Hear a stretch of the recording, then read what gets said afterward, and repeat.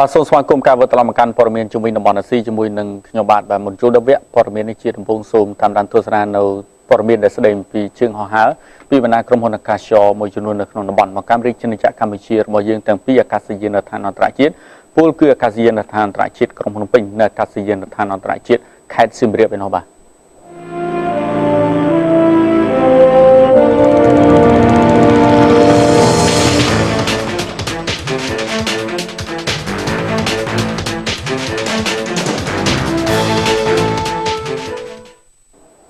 នេះជាដំណើរមកដល់ជាបណ្ដាហើយរបស់ក្រុមហ៊ុនអាកាសចរមួយចំនួននៅក្នុងតំបន់របស់យើងតែមានគោលដៅជាច្រើនមកពីវៀតណាមគោលគឺទីក្រុងហូជីមិញអាចមកដល់នៅម៉ោង 14:15 នាទីបាទហើយនឹងមកពីទីក្រុងបង្គកមកពីខេត្តសៀមរាបរបស់យើងនិងមកពីខេត្តព្រះសីហនុនិងមកពីទីក្រុងសិង្ហបុរីតែមកដល់តាមម៉ោងនេះបានលើកឡើងថានៅម្ដងនៅម៉ោង 17:15 នាទីបាទមានន័យថាម៉ោង 5:15 នាទីបាទមានអាកាសចរជាច្រើនផ្សេងទៀតអាចរំពឹងថានឹងមកដល់នៅម៉ោង 20:22 21 នៃរំលងជាតិនៅថ្ងៃនេះបាទលោកអ្នកអាចទស្សនាបានតាមរយៈ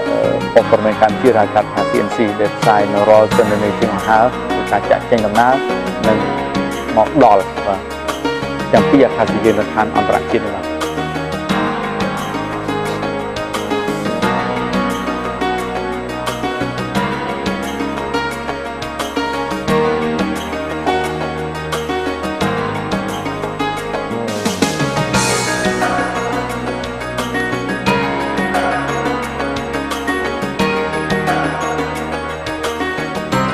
បាទដល់ឡែកនៅឯខេត្តសៀមរាបឯនោះវិញមានជើងហោះហើរមួយចំនួនបានមកដល់អាកាសយានដ្ឋានអន្តរជាតិខេត្តសៀមរាបជាបណ្ដាហើយដែរមានមកពីទីក្រុងបង្គកមកពីទីក្រុងហាណូយមកពីដាណាងមកពីក្រុងហូជីមិញមកពីប្រទេសសិង្ហបុរីមកពីបង្គកមកពីខេត្តបាងជើតែមកដល់នៅម៉ោង 18:03 នាទីបាទ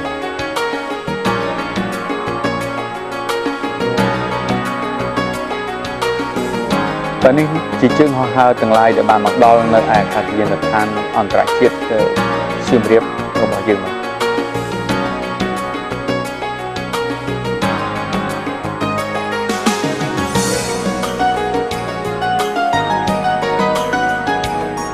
ទហើយនេះក៏ជាដំណឹងដែលស្ដីអំពីការចាក់ចេញដំណើរវិញម្ដងពីអាកាសយានដ្ឋានអន្តរជាតិខេត្តសៀមរាបនឹងមានឆ្ពោះទៅកាន់គោលដៅជាច្រើនកន្លែងមានទៅកាន់ប្រទេសសិង្ហបុរី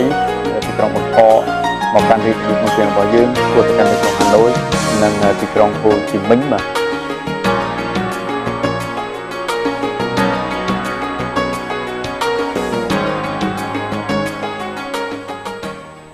ទជាបន្តសូមតាមដានទស្សនានៅរូបភាពពីបណ្ដាទីក្រុងនិងប្រទេសមួយចំនួននៅឯខាងក្រៅប្រទេសរបស់យើងនៅវិញម្ដងបាទ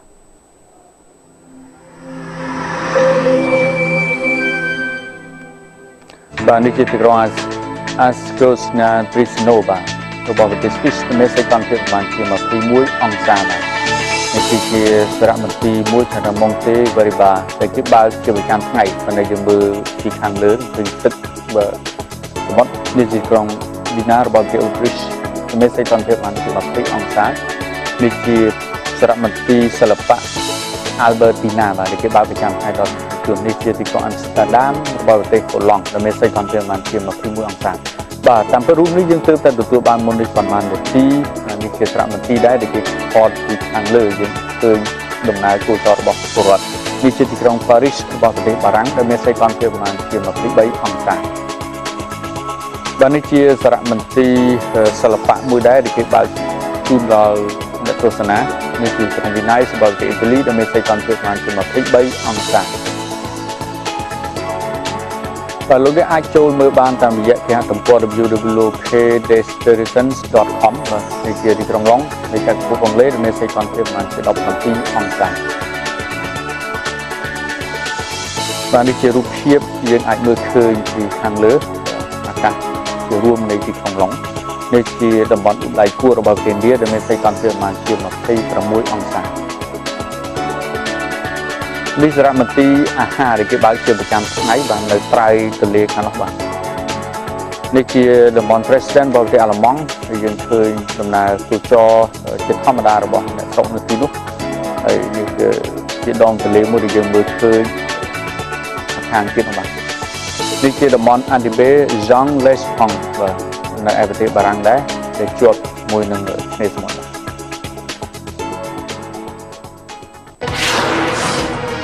សមយុទ្ធយោធារួមគ្នារវាងយោធាចិននិងរុស្ស៊ីបានឈានចូលដល់ទីបញ្ចប់ហើយសម្រាប់បេសកកម្មសន្តិភាពឆ្នាំ2013ចោលគួយកំបុតត្បូងបានបោកបក់មកលើខេត្តយូណានប្រទេសចិនសភាជាតិអ៊ីរ៉ង់បានច្រានចោលនៅបេក្ខភាពរដ្ឋមន្ត្រីចំនួន3រូបនៃគណៈរដ្ឋមន្ត្រីថ្មីរបស់លោកប្រធានាធិបតីរ៉ូហានី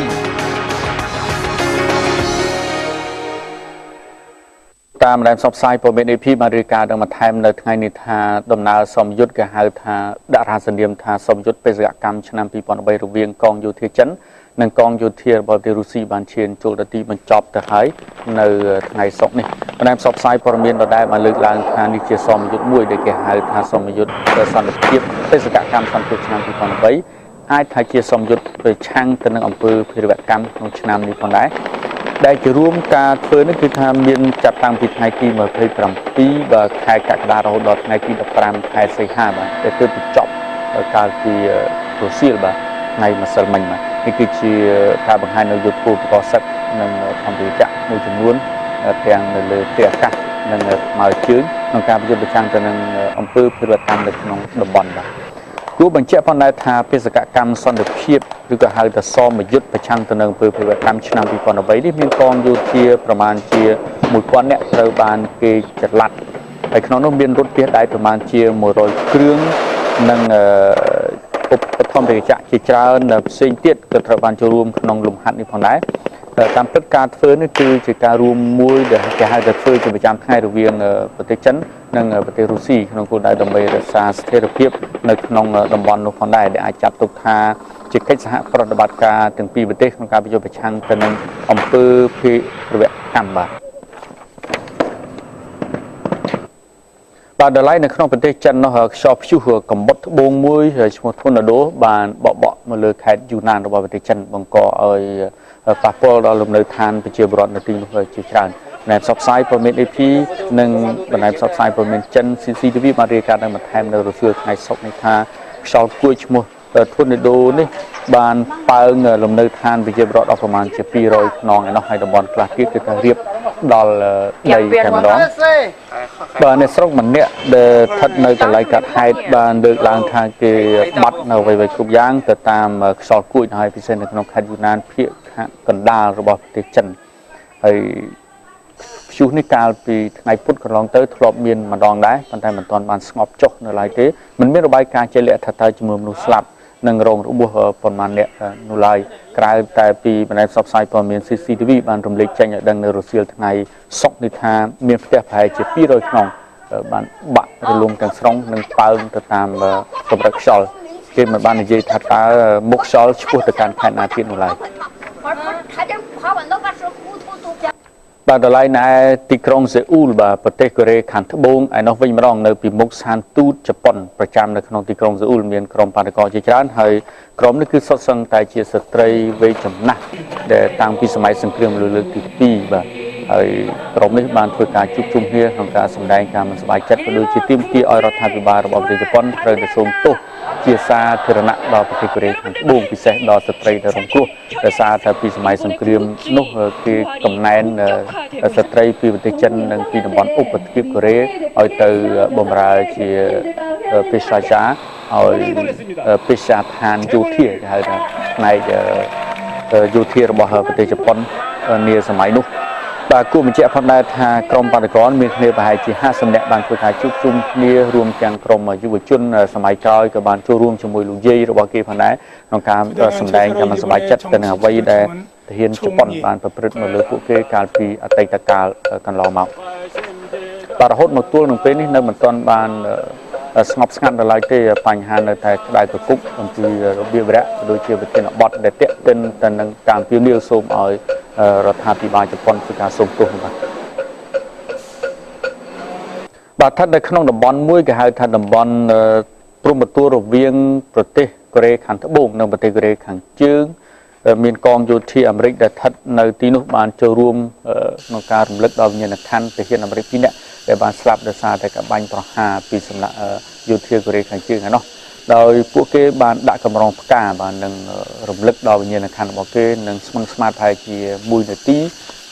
ដល់វិញ្ញាណក្ខន្ធអ្នកដែលបានស្លាប់បាត់បង់ជីវិតនៅពេលនោះពិសេសក្នុងឆ្នាំ1976បាទហើយធានទាំងអស់នេះបាននិយាយថាគេមានការនឹករលឹកដល់យុទ្ធមិត្តរបស់គេដែលបានស្លាប់បាត់បង់ជីវិតនៅក្នុងទួលនីតិដែលជាអ្នកបំពេញបេសកកម្មការងារនៅចន្លោះរវាងអន្តរទាំងពីរបាទហើយអ្នកពីរអ្នកដែលស្លាប់បានផ្សព្វផ្សាយព័ត៌មាន AP បានលើកឡើងថាពិធីនេះត្រូវគេធ្វើជាប្រចាំឆ្នាំបាទនេះគឺជារូបថតគាត់ចាប់តាំងពីឆ្នាំ76មកបាទតែទាហានម្នាក់បាននិយាយថានេះគឺជាទូនាទីរបស់យើងហើយអ្វីដែលសំខាន់គឺយើងត្រូវតែធ្វើទូនាទីនេះជាប្រចាំក្នុងការរលឹកដល់វិញ្ញាណក្ខន្ធដែលជនទាំងនោះបានលះបង់ជីវិតដើម្បីបបផហេតុសន្តិភាពនៅក្នុងតំបន់នេះបាទចំណែកនៅប្រទេសអ៊ីរ៉ង់ឯនោះសភាជាតិរបស់ប្រទេសអ៊ីរ៉ង់បានច្រានចោលនៅសំណើមួយហៅថាបេក្ខភាពរដ្ឋមន្ត្រីចំនួន3រូបរបស់លោកប្រធានាធិបតីរ៉ូហានីដែលបានដាក់ស្នើចំនួនបេក្ខភាពរហូតដល់15ប៉ុន្តែ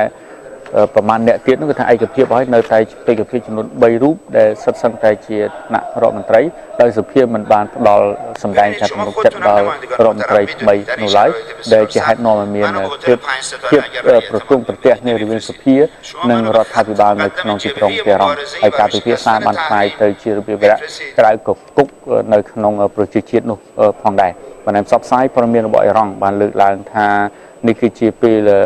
អាចចាត់ថាជាលើកដំបូងហើយក្នុងការមានភាពប្រទះបន្ទាប់ពីដំណើរការបោះឆ្នោតហើយជាប់អ្នកថ្មីនៅក្នុងប្រទេសអ៊ីរ៉ង់នោះមិនមានរបាយការណ៍ជាលក្ខថាតើនឹងត្រូវពិភាក្សាយ៉ាងម៉េចនោះទេក្រៅតែពីរបាយការណ៍បានចេញផ្សាយឲ្យដឹងនៅរសៀលថ្ងៃសុក្រនៃថាសភាបានច្រានចោលបេក្ខភាពរដ្ឋមន្ត្រីចំនួន3រូបអស់ទៅហើយនៅក្នុងចំណោមគណៈរដ្ឋមន្ត្រីរបស់លោករ៉ូហេនីចំនួន18រូបនោះបាទដល់ឡែកដំណឹងមួយទៀតប្រមុខដឹកនាំរបស់កោះតៃវ៉ាន់ម៉ាយើងចៅ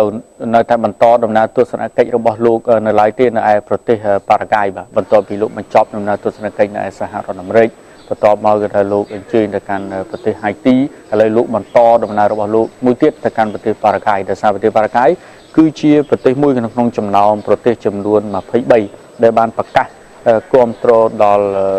កោះតៃវ៉ាន់ក្នុងការបង្កើតនូវស្វ័យភាពរបស់ខ្លួននេះដែលគ្រប់គ្រងផ្ដាច់របស់ខ្លួននោះតើទៅលើរឿងនេះដែលឡែក